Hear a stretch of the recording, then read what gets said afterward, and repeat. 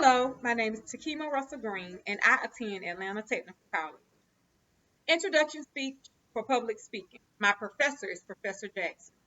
How many of you have experienced some type of abuse, whether it was mental, physical, or verbal abuse? According to my psychology book, adoptees whose biological mothers had schizophrenia were more likely to develop schizophrenia whether they were raised in a disturbed family environment or not. Human Genetics 2021. So, could I be a statistic? When I was 8 years old, my two brothers, who were 5 and 6 at the time, my mom and her boyfriend were riding home when my mom and her boyfriend began arguing.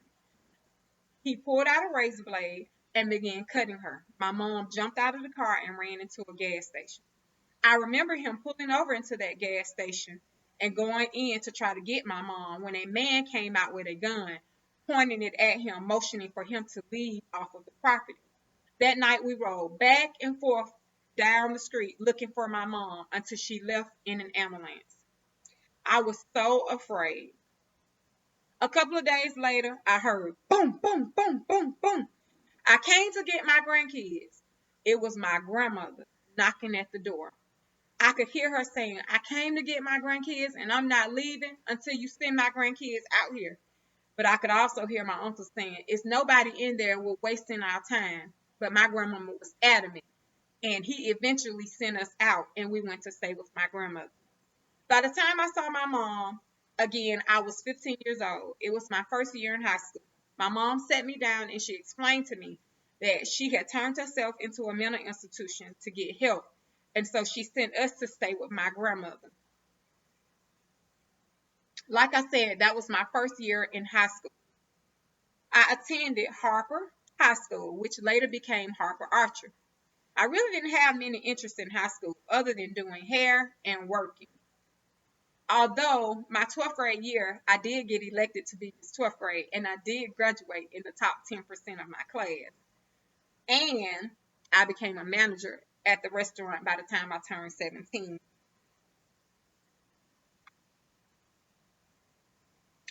I am the mother of two, a 17-year-old and 18-year-old, who are both seniors, class of 2022. I was born and raised in Atlanta, Georgia. I have attended Atlanta Technical College 3 times.